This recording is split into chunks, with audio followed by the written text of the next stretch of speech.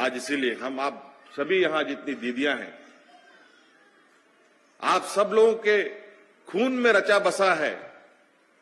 आप गाय कैसे पाल सकते हैं, सूअर कैसे पाल सकते हैं, बकरी कैसे पाल सकते हैं।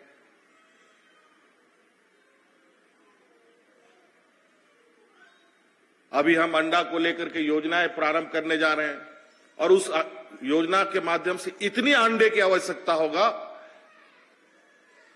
कि हमको दूसरे राज्यों से मंगाना पड़ेगा। हम आप सब लोगों से आग्रह करेंगे कि आप लोग मुर्गी पालन का योजना प्रारंभ कीजिए। सरकार जब वो अंडा का योजना प्रारंभ करेगी तो हम बाहर से क्यों खरीदें, आप ही लोगों से क्यों नहीं खरीदेंगे। और मैंने पहले भी कहा है, आज जिस तरीके से हम कई मंचों में मैंने कहा ये बात कि आज जिस तरीके से राज्य की स्थिति है, राशन कार्ड पर हमारे ग्रामीणों की जीविका चल रही है। अगर हम सरकार राशन मुफ्त में ना दे तो भूखा मरने की स्थिति है। यह सुनकर बहुत तकलीफ होती है। इसीलिए हमने बहुत मजबूती के साथ और बहुत लगातार प्रयास हमारा इस पर है कि हम ग्रामीण अर्थव्यवस्था को इतनी मजबूत करें कि आने वाला समय में हम जितने भी राशन कार्ड हम धारी लोग हैं, ये सभी लोग अपना राशन कार्ड फाड़ कर फेंकने का काम करें, अपने पैरों पर खड़ा होकर अपना जीविका चलाएं। आज भी हमारे घर पे बूढ़े बुजुर्ग हैं जिनकी उम्र 80 साल है, 90 साल है, कोई 100 साल है, कोई 100 से ऊपर के लोग हैं, लेकिन अभी भी वो बूढ़े बुजुर्ग चलते हैं, खेत जाते हैं।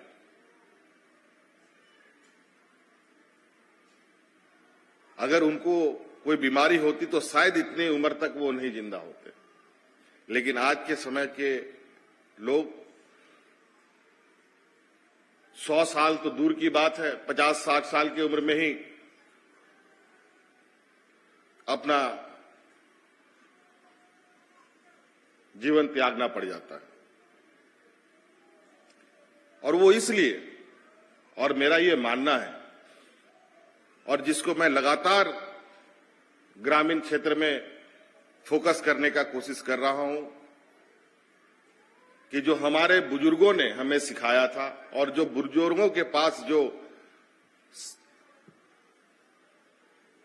कहा जाए कि उनकी जो धन संपत्तियां थी, यहां के आदिवासी, यहां के दलित पिछड़ों के पास कोई बैंकों में बैंक बैलेंस नहीं हुआ करता है।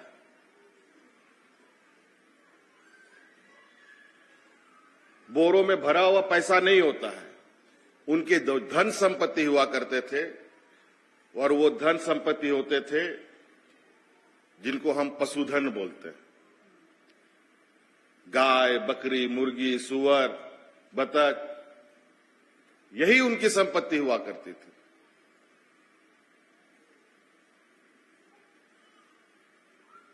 और उन बुजुर्गों ने उन संपत्तियों को इतना बेहतर तरीके से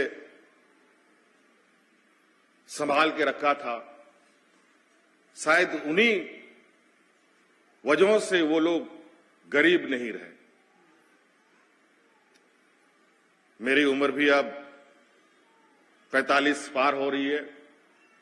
थोड़ा बहुत हमें वो झलकियां बचपन में देखने को मिला कि गांव में जब जानवर सुबह घर से बाहर निकलता था तो कोई आदमी को गांव के बीच में खड़ा होने का जगह नहीं मिलता था। इतने जानवर गांव से बाहर निकलते थे, और जब वो शाम को घर आते थे तो उनके लिए पूरा गांव का जो गलियारा होता था उस पर आदमी नहीं चलता था। सिर्फ जानवर 10 मिनट, 15 मिनट, 20 मिनट तक जानवर आ रहे हैं, आ रहे हैं, आ रहे हैं। लेकिन आज बड़ा दुखद की बात है, ना आपको गांव में गाय, ना बकरी मिलेगा, ना मुर्गी मिलेगा, यदा कदा गिना चुना आपको मिलेगा। जब घर में दूध होगा, अंडा होगा, मुर्गी होगा, मांस होगा, मछली होगा, तो काहे का एनीमिया, काहे का कुपोषण? हमारे सरकार बनने के बाद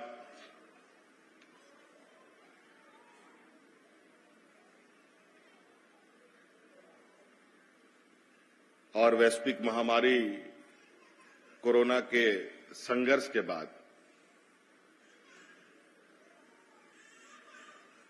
हम लोगों ने जो कार्यक्रम प्रारंभ किया वो विशुद्ध रूप से हमारी ग्रामीण अर्थव्यवस्था कैसे मजबूत हो,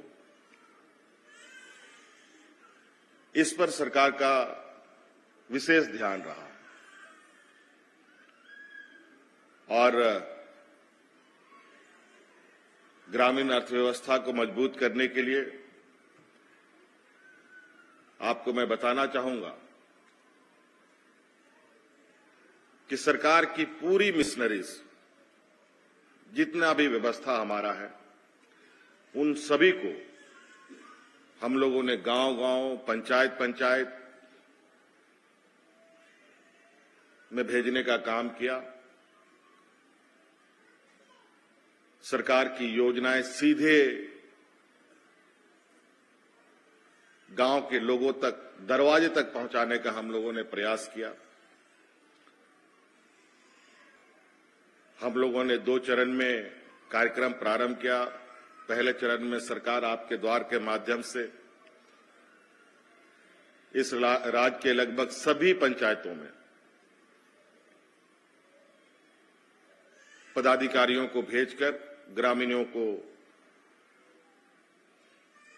उनकी समस्या और उनके हक अधिकार के विषय में बताया। दूसरे चरण में आपकी योजना, आपकी सरकार और आपके द्वार कार्यक्रम के माध्यम से पुनः हम लोगों ने महीने भर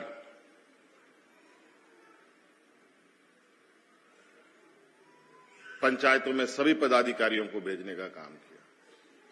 प्रखंड स्तर के पदाधिकारी, जिला स्तर के पदाधिकारी, यहां तक हमारे राज्य के जो सचिव स्तर के पदाधिकारी हैं, उनको भी पंचायतों तक हम लोगों ने भेजने का काम किया। और हमने भी कई जगहों पर इन कार्यक्रमों में हिस्सा लेने का काम किया और अपनी आंखों से उन योजनाओं, उन कार्यक्रमों के विषय में जानने का प्रयास किया।